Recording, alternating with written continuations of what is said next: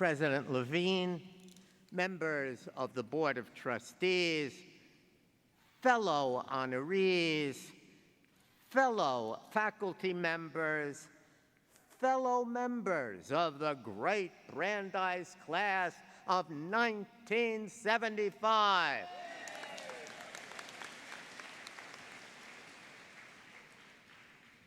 Graduates in 2025.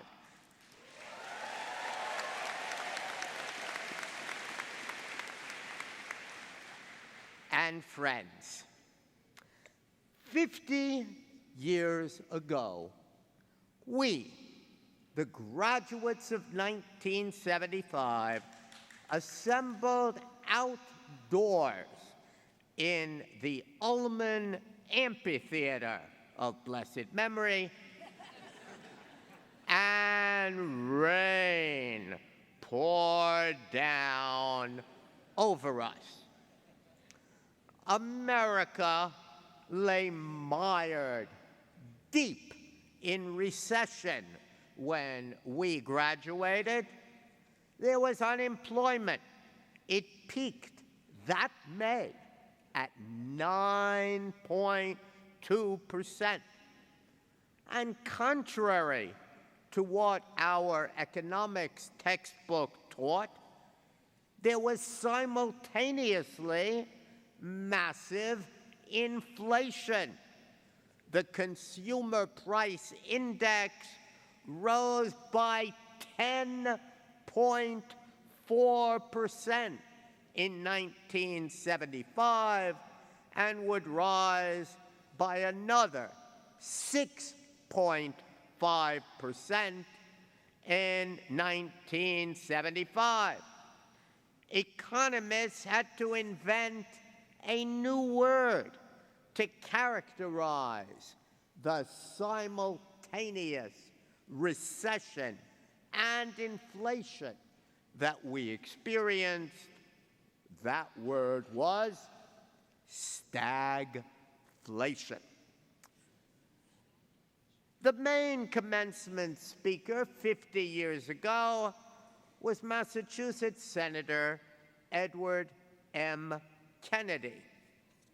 His lengthy, prepared remarks dealt with energy policy and Middle East relations, but he proceeded to teach us a great lesson by discarding most of that speech, quote, to save time and escape rain. He did make news by decrying newly imposed presidential tariffs. President Gerald Ford had recently imposed new tariffs on oil that were expected to cost New England $250 million. Senator Kennedy characterized that policy as ridiculous. Our class valedictorian back in 1975 was the university's first ever Rhodes Scholar, Michael Sandel, on his way to a great career. We grew up in a world of discontinuities where only crisis was constant, he declared, seeking to understand the chasm between the radical activists of the Brandeis 60s and what he called the, quote, passive, self-centered, materialistic, even humorless, albeit well-behaved students like me who graduated with him. If we have learned anything, he explained, it is that moods change with the times. Unlike those militant Brandeis students of the 60s, he disclosed that our class worried about university budget cutbacks and what he described as destruction by austerity. For now, he concluded, we are the sober generation. The Boston Globe headlined that phrase. Class of 1975, a sober generation. Well, for the last 50 years, I've been trying to figure out what it means to be part of a sober generation. But now I understand our class was actually ahead of its time. Studies show that Gen Z, you, graduates and others in the audience, born between 1997 and 2025, you are really the, quote, sober generation. Scholarship confirms your decreased alcohol consumption, as well as your maturity, defined in one study as being moderate, nuanced, in control. Being sober for you in 2025, as for us in 1975, means avoiding excess, keeping calm, remaining dignified. Our generation, now known to the Yiddish-speaking cognoscenti by the technical term Gen AK, had much reason to be sober. We had lived through an era driven by a president, Richard Nixon, intoxicated with power and fueled by rage. We watched the unfolding Watergate scandal and the resignation of the vice president and then of the president.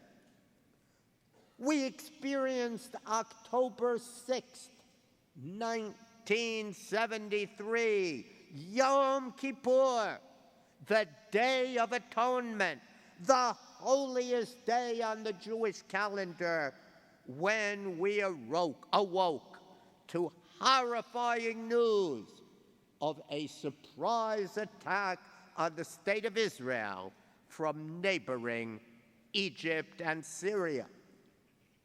Thousands, including some of our own friends and relatives, lay dead and wounded. 293 Israelis were captured. Notwithstanding the great economic hardship, Brandeis University suspended most fundraising during the Yom Kippur War. Administrators, faculty, and students alike understood there was no other choice for a Jewish-sponsored university like ours. It was a sobering time indeed. Dark, dark days on our campus. Your generation, class of 2025, likewise has much reason to be sober. Yours, too, is an era driven by a president intoxicated with power and fueled by rage. You lived through a global pandemic filled with lonely quarantine restrictions, Zoom classes, mandatory COVID testing, ubiquitous masks. Later, you watched as Russia invaded the Ukraine, killing tens of thousands and displacing over 15 million people. And you experienced October 7, 2023, the holiday of Simchat Torah in Israel, when we awoke to horrifying news of a surprise attack upon the Jewish state's southern border from neighboring Gaza. Thousands, including some of our own friends, relatives, children of colleagues, lay dead and wounded. Some 250 Israelis were kidnapped, taken hostage. 58 of them, living and dead, are still there. Sobering indeed. Dark, dark days on our campus. My repetition here is not accidental. It aims to remind us of the wise and frequently misattributed aphorism of psychoanalyst Theodore Reich. It has been said that history repeats itself, he wrote. This is perhaps not correct.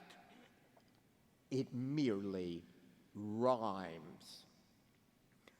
One rhyme proved imperfect, however. Back in 1973, the Brandeis community, administrators, faculty, students, Jews and non-Jews alike, had an intuitive sense of our collective responsibility toward Israel and the Jewish people. As world Jewry now consolidates, some 90% living today either in Israel or North America, let us strive to reawaken that collective sense of responsibility. Let's make certain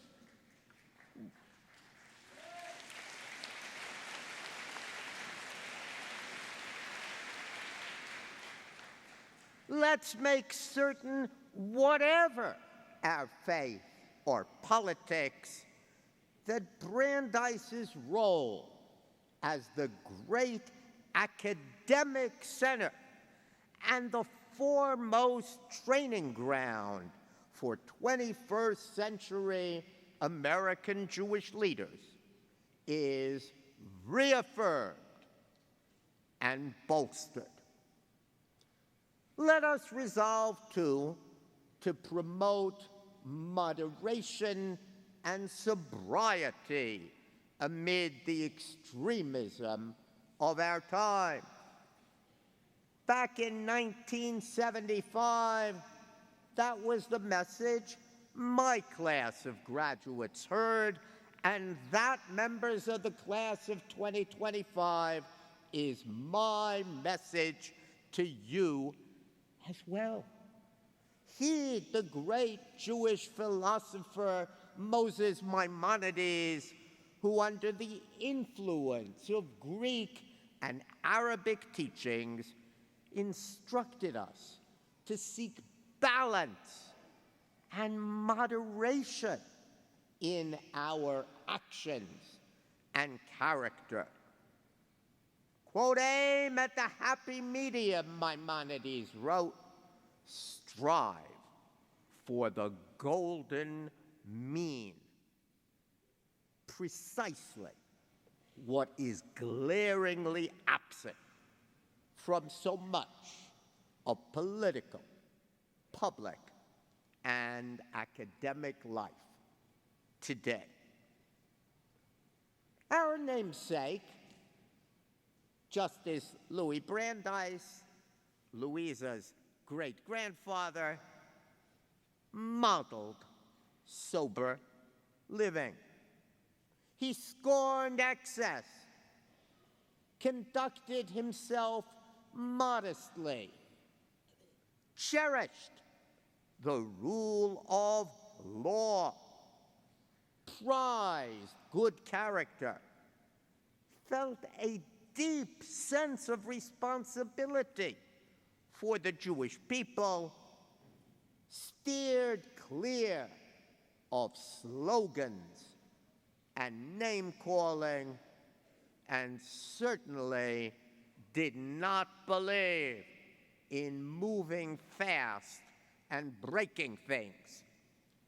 Listen to this little-known birthday letter that he sent to his daughter, Susan, in 1919 when she turned 26.